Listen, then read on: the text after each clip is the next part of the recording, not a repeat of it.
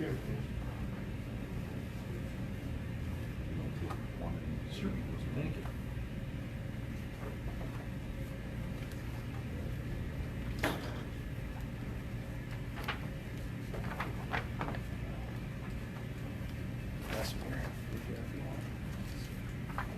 Thank you. No, that was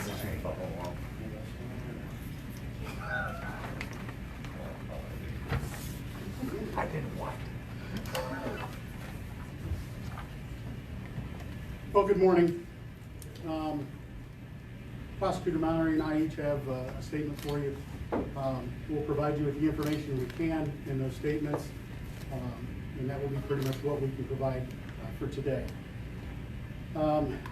This morning, shortly before 3 a.m., the Ohio State Highway Patrol was conducting a routine check of a rest area outside of Athens, Ohio. During that check, the trooper observed a red 2010 Kia Forte bearing Indiana registration AYW713. That's the suspect vehicle in our incident.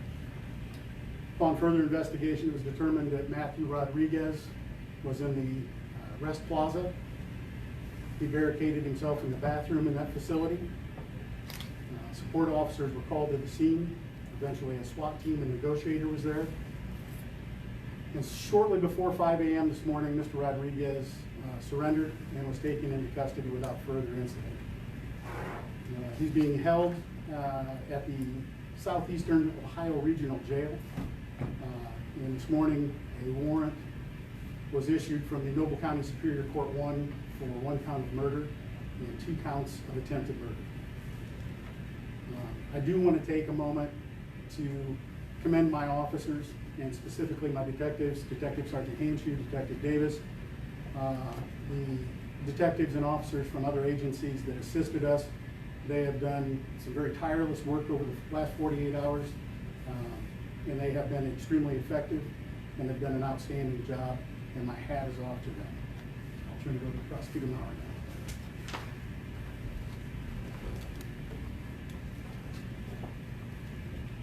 Thank you, Chief Waters. We handed out at the beginning of the press conference here the documents that were filed with the court this morning. Those do line out the 3 charges the Chief mentioned: 1 count of murder for the intentional killing of Justin Smead, 1 count of attempted murder for the attempted murder of Alyssa Jeffries, and the attempted murder of Blake Lewis.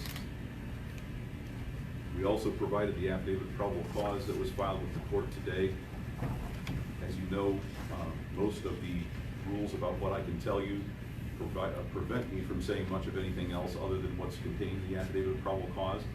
It does outline the events of the evening, very late on Sunday night and early morning hours of Monday, as well as the evidence that has been collected since that time. I want to echo Chief Waters' commendation for his detectives, and note that virtually every police agency in Noble County has participated and helped in this investigative process, along with the U.S. Marshals that were waiting to lend help to us, and now the Ohio law enforcement as well that has been involved.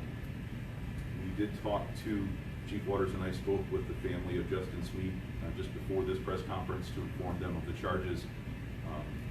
Obviously, they are distraught with the loss of their brother and son, of their wife, of the sister and mother that we spoke with. But obviously, our condolences go out to them. We are still hoping for the recovery of the other 2 victims, and we look forward to prosecuting the case on their behalf. At this point, because Mr. Rodriguez is being held in the state of Ohio, we will have to go through the extradition process.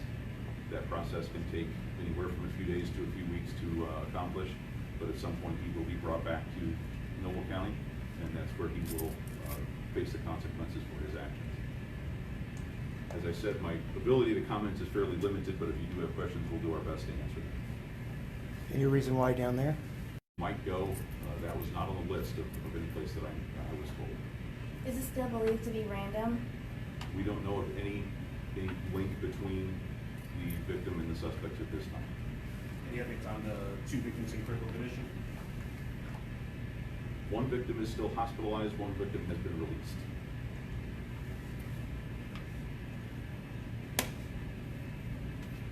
Did he say anything? Firearm that he used, was this something that he owned or obtained by other means? Do you know at this point? Well, it's still in the custody at this point of the state of Ohio, so we haven't even seen it yet. Law enforcement here hasn't had an opportunity to even begin the process of trying to track down where it's from. So to answer your question, no. Were citizens' tips a help in tracking down Mr. Rodriguez at all? We had a number of tips come in, and we followed up on them. Unfortunately, none of those actually led to finding him. What was determined was that, just some good old-fashioned police work by the Ohio trooper and being diligent in his duties came across the vehicle.